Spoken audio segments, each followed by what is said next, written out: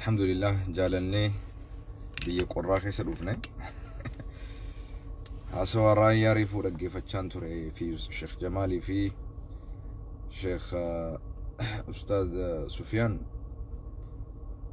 جتشرايان جي خيس نمني بيان بريداجي منمو biyyatti bareedaa jee biitti immoo namaan bareeddii jee naam anillee gaawwaniin dhufeef jidduudhaan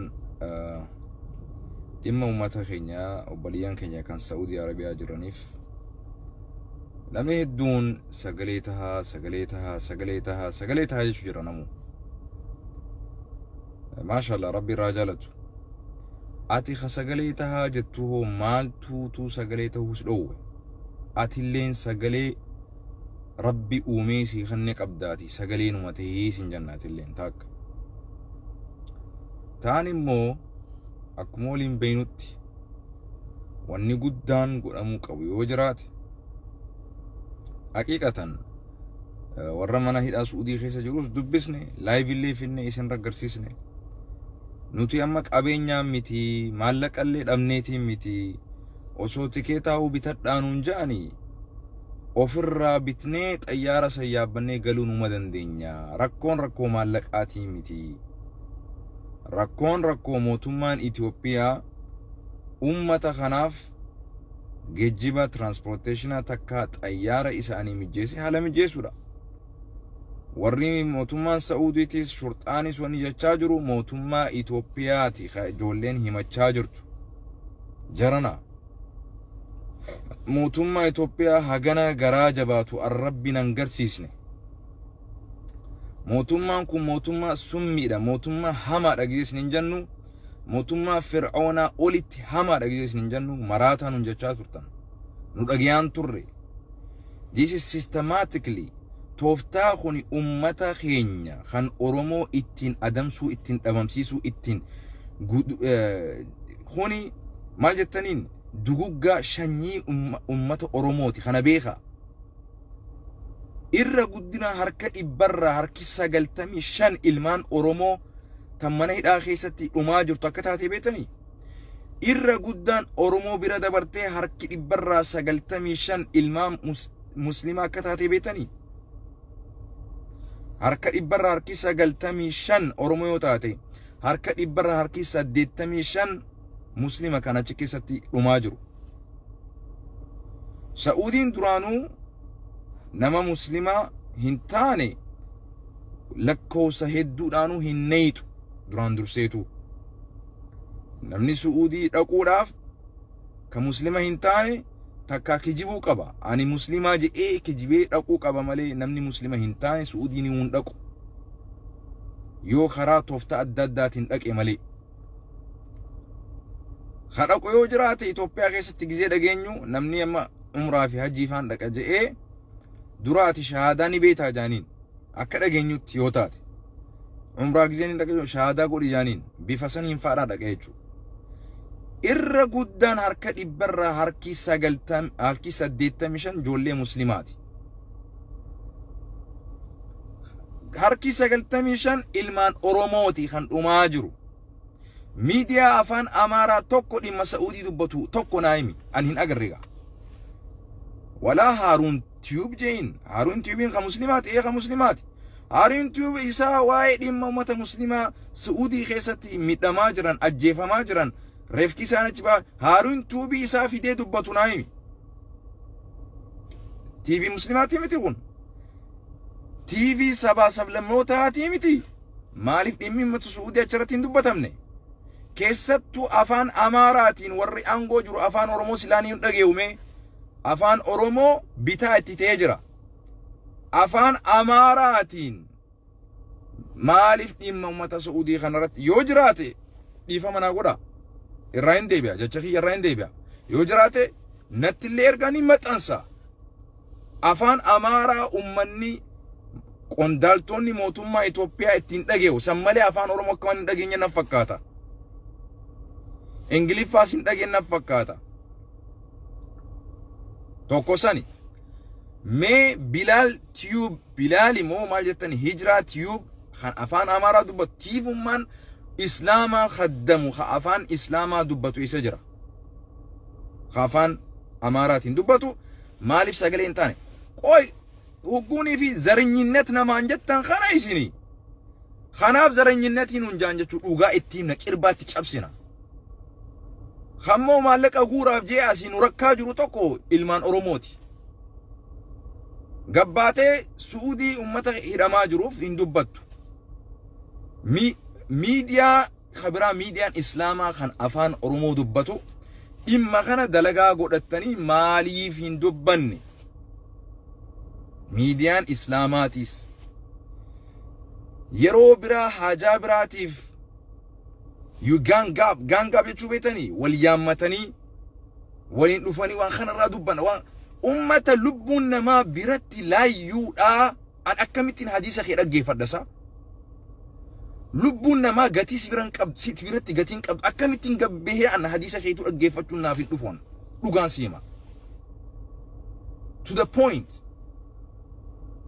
gaafa fundraisingin dhufte masgiddannis khalaa khaminisootaa hun marchi dhufaa jira maallaqa nu gaafachuudhaaf kokkee nu qabuuf deemtan imaammootan masgida sadeenu khutbaan keessa maaliif dhimma ummata Saa'udii hin taane isinis arra lubbuuti yerraa isin deebu isin raa isin deebu wala akhaafu lawmata laa'im naam sun sani khaan akkuma sheekootiin teenyettan aktivistoonni hundinuu rabbii sodaadhaati ajandaan keessan hundi keessanuu ajandaan keenya hundi keenya haasooni keenya dhimma ummata Saa'udii keessatti dhumaa jiran sana haa ta'u kuni duguggaa sanyii ilmaan oromoo keessattuu muslima irratti gaggeeffamaa jiru kana beekaa systematically karaa tooftaa ittiin nu fixanii waan dhabaniif alagaa harkatti haa dhumnuuf jecha waan nutti ittiin jiran kana beekaa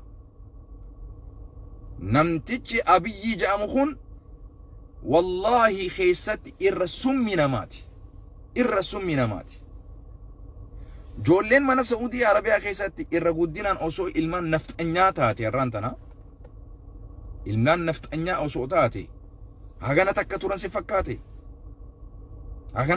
fakkaate paarlaamaa Itoophiyaa san keessatti dheengaddaami ka imimmaan buusanii akkanatti ilmaan keenya nurra ajjeefamna lubbuun hundinuu rabbii biratti walqixa gatii qabdi laakiin lubbuun nafxanyaatii fi lubbuun ilmaan oromoo mootummaa kana biratti walqixaa miti mootummaa Itoophiyaa biratti walqixaa miti naam oromoo too mee isinittiin kijibee rabbii sodaadhaati namni Saa'udii Arabiyaa keessatti guddinaan Affaar osoo jiru, Somaaleen osoo jiranii, Amaarri osoo jiru, Guraageen osoo jiru, guddinaan kan achi keessatti ajjeefamaa jiru, miidhamaa jiru, reebamaa jiru. Ilmaan Oromooti moo ilmaan eenyuti irra guddaan? Irra guddinaan naa himime. Billaa alaykum maqaa rabbiitiin isin kadhadha.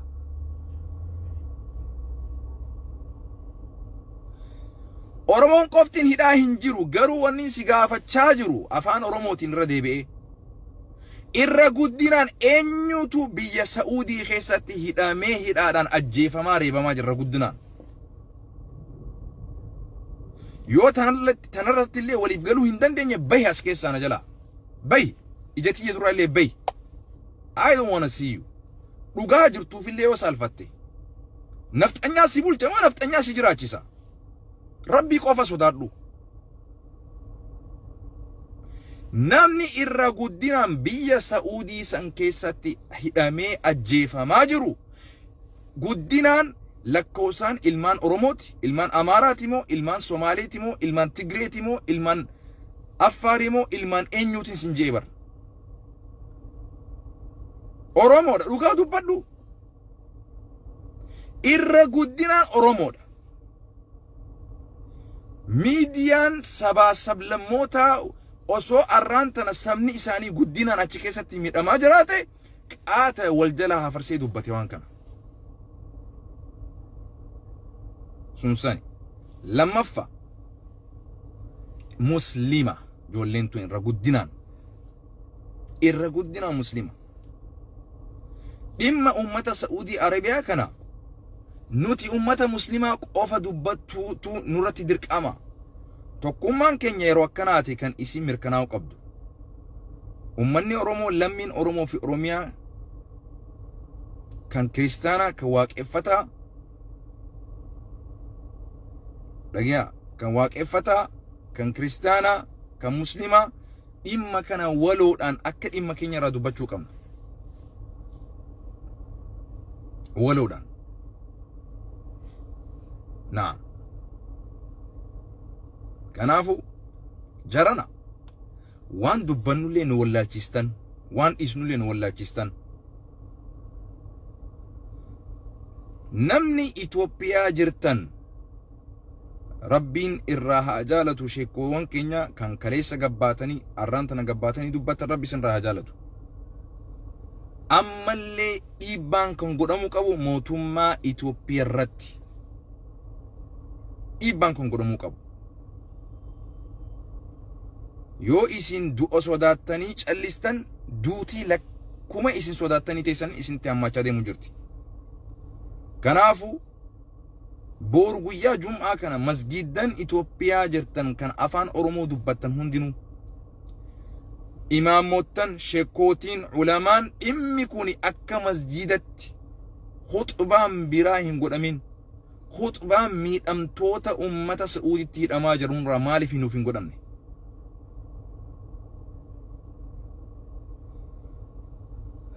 Qaama mootummaa addunyaa kana gizee dubbisnus Amnesty Internationalin dubbifamee ture, UNin dubbifamee ture, rakkoon kan deebi'aa jiru mootummaa Itoophiyaa irratti. Sagalee gizee jaamu war iyyaa gizee jaamu nama sagalee si jalaa iyyuuf itti iyyitaami. Mootummaan Itoophiyaa an mootummaa akkana Rabbi nan garsiisne. Mootummaa lakkananni itti iyyuun hammachaa deemu an mootummaa akkana nan garsiisne. Iftaniif ifirraa callisne ifirraa. Akka raayyaan reefuu baanutti dubbachuun keenya ummata hidhamtoota Saa'uditti ni hammeessaaf ifirraa callisne. Wallahi wa rabbal kaaba. Wanni an kalee Facebook kiyyalee ifirraa hin cufee keessaa baajeef kanaaf. Yoo lakka namni iyyuun hammeenyi itti hammachaa ummata keenyatti dhumaatii fi ajjechaan itti hammachaa deeme dubbachuun kee faayidaan qabu gaa. Mootummaan Itoophiyaa mootummaa akkasiiti. Lamman lakka namni isa waa gaafatuun, lakka namni waa godhi isaan jedhuun, lakka namni hiriira itti bahuun, lakka namni waa isa kadhatuun inumaa itti hammataa'u. Yoon inumaa laalu callisuun keenya xiqqashoo inumaa yoo callisan irraa furmaata godhe jechuutu natti mul'ate mootummaa Itoophiyaa kana biratti. Mootummaa yoo dubbatan waa takkan goone yoo callisan waa godhe jechuutu natti mul'ate. Tooftaaf ifirraa kaleessa Facebookuma kanaa ofirraa cufnuu jee jechuudha. Maaliif dhimmi uummata Saa'udii kun aktiivistiin ni dubbata. OMN gabaasaa jira. Rabbi irraa jaalatu. Eenyu BBS illee gabaasaa jira. OMN dhiyoo tana laaleetiin dinqisiifadhe akkaataan isaan itti gabaasan. Rabbi irraa jaalatu.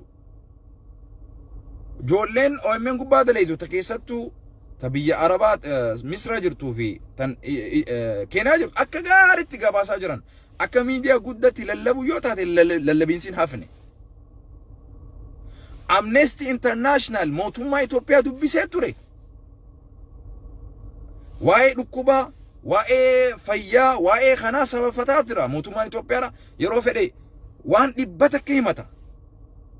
Jarana mootummaan addunyaa kan dhimma uummata Saa'udii Arabiyaa kana mootummaa Itoophiyaatiin hin dubbatin akka Amnesty International warri sila sagalee uummata namaaf ta'u warri akka UN yaa akhi hidhamtoota hidharraa biyya keessaa baasi jaaniin rakkoo siyaasaa teebilarra ta'atii furaa jaaniin deemaa jee qirbaatti cabse mootummaan Itoophiyaa. Mootummaa nama dhageeyu miti, mootummaa maaffiyaadha kun, mootummaa mataa jabaatu. Bar sagalee ta'uu dadhabneeti miti obbaliyyaan koo warri hoggayyuu iyyaa jirtan asii. sagalee mee teenya yoo qaqqabanneetu mootummaan kun nu achitti waan fedhe mareetee haa godhu jennee callisneef irraa walii gallaami. Kanaafuu ammallee mootummaa Itoophiyaati kan ummata keenya ficiisaa jiru mootummaan Suudii waan takka waan nu godheen qabu. Waan takka waan nu godheen qabu. Mootummaa Itoophiyaati. Yoo lammii Itoophiyaa kana lammii kiyyaa miti jee Turkiidhaaf osoo farrame Turkiin uni fudhatti ummata Oromoo kana. Osoo lammiin Itoophiyaa kan hidhaa Suudii Arabiyaa keessa jiru mootummaan Itoophiyaa kun ani jara kana hin barbaadu jee ifirraa farrameetuma mootummaan biraan irraa fudhadhaa osoo jee dhugaa sinjaa mootummaan addunyaa biraa ni fudhata jara kana. Kana beeka. Mootummaan Saudii kanallee godhuudhaaf iddoo kanatti wanni kun siyaasa wal hidhaadha rakkatee jira. Kanaaf Hangaasan Ibrahim paarlaamaan ati keessa jirtu yoo guyyaa akkanaatiif furmaata hin taane bu'aa waan takka nuuf hin qabdu kana beeki. Ustaad Kaamil Shamsuu paarlaamaan ati keessa jirtu guyyaa akkanaatiif yoo rakkoodhaaf furmaata hin taane bu'aa nuuf hin qabdu kana beeki. Paarlaamaa keessa gaafa seentu Ustaad Kaamil Shamsuu riqicha mootummaatii fi hawaasa jidduutiin ta'a jettee seenti. Riqichi keessuun mee eessa gahee jira? Eega mootummaa taate akka mootummaa si dubbanna nuti amma akka sadarkaa sheekaatii fi sadarkaa ustaadatii miti. Mootummaa eega taate Kaamil Shamsuu Hangaasaa Ibrahim qaama mootummaa paarlaamaati mana maree Itoophiyaati. Riqicha furmaata hawaasaaf taana jettaniiti mana maree Itoophiyaa seentan. Mee maal godhaa jirtan? Akka dhageenyetti guyyaa isin paarlaamaa seentanirraa Hangaasaa Ibrahimis ta'e Ustaad Kaamil Shamsuutis ta'e guyyaa sanirraa bakka buutiin teessan bakka kana buutanii isin dhabnee jira. Isin hin agarre. Sagalee teessan hin agarre. Waan dubbattaniin agarre. Dhimma kanarratti waan godhaa jirtan hawaasaaf ibsa kannuu qabdan. Hojii teessan yoo hawaasaaf amma ibsan kannine maal godhu jirtanii maaliin beene maaliin isin amanna eenyumaa keessanuu akkamitti isin amanna jechuudha. Manni maree Itoophiyaadhaa warri yeroo kana keessatti paarlaamarra jirtan ummanni Oromoo sabaa sablamnoonni mana hidhaa Suudii keessa jiran kuni ilmaan keessanii miti, obboleeyyan keessanii miti, lammii keessanii miti. Wanti isin irraa mari'attan maali? Yoo dhimmi ummata Saudii isin hin yaachisne maali?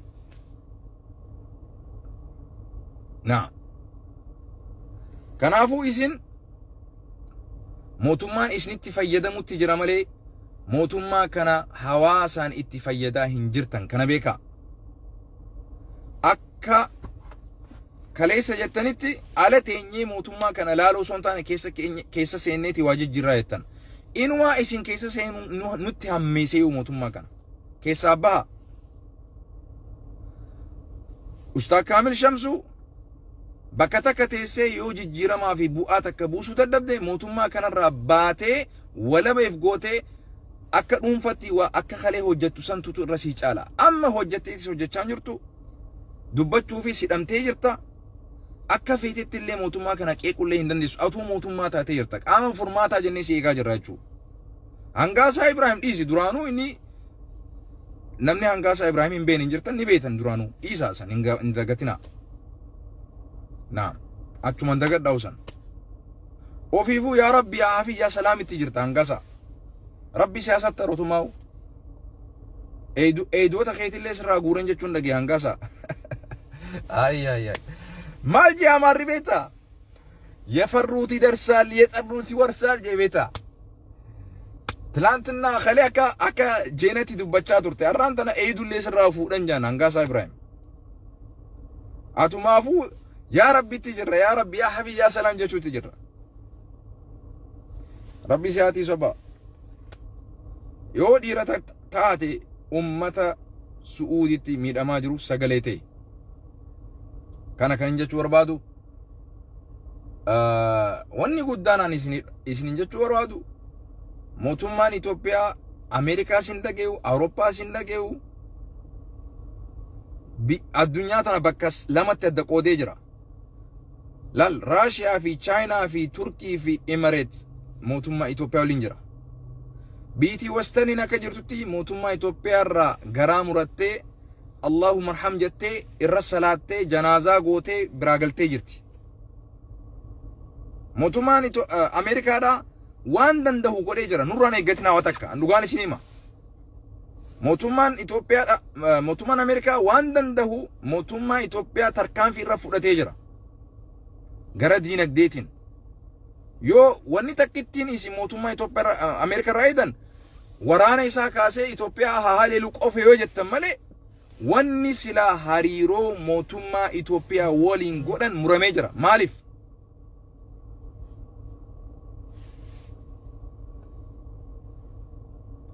Sababa dhimma mirga ilma namaatiif jecha. Kanaafuu mootummaa Awurooppaatii fi mootummaa Ameerikaa irraa wanni eedan hin jiru. Kanaan isin dhaama nageenya jiraadha. Biyya keessa warri jirtan isin warri dhiibbaa godhuu danda'u gabbaha sagalee teessan dhageessisaa dhumaatiin uummata keenyaa jireenya keetii olii miti. Jireenyi isaaniitii fi jireenya kee wal qixa. Osuma akkana mana keessa teessu du'a lama hin du'ini gabbaha falmadha. Falmadha gabbaati. Ani haganumaan jechuu danda'a. Wanni Awurooppaa fi Ameerikaa fi alarraa eedan tokko illee hin jiru. Wanni jijjiirama fiduu danda'u kaatanii rakkoo jirtuuf balaa jirtuuf riskii fudhattanii waa godhuu yoo dandeessan qofa malee addunyaarraa waa hin eeggatina. Nurraa illee waan eeggatina. Warri biyya keessaa jirtan mootummaa kana warri nu jalatti qabaa jirus isin. Hugguu nuti asii addunyaa tana girgireessinee mootummaa addunyaa gizee Itoophiyaatti kaasne warri mootummaan kun mootummaa haqaati jettanii mootummaa kana nu jalatti qabaa jirtan mootummaa kana warri irra diddibaa jirtan warra biyyaati. Ka'aatii falmadha. Kaan kalammadaa obboleettii teenya Amaanee Badhaasoo koongiresii miseensa Ameerikaa ta'uudhaaf fiigaa jirti. Guyyaa 5 qofa hafeef. Guyyaa 5 kana keessatti filmaata kana injifachuu qabdi. Eegazoota filmaata guddaa isii eeggatammas. Kanaaf warri naannoo Seenpool jiraattan Amaanee Badhaasootiif filmaata kana fila keessattuu warri Seenpool qubattan. Isin mana maree miseensa Ameerikaa seenuu jechuun rakkoon teenya garii simaa baloo maleetti gara keessaatiin nama qabna nama rakkoo teenya mootummaa waliin mari'atu qaama qabna jechuudha. Kanaafuu warra Saa'udiitis ta'e warra biyya birattis dararamaa jiruuf furmaata ni taati jennee waan amannuuf Amaanee Badhaasoof sagalee ta'uun barbaachisaadha.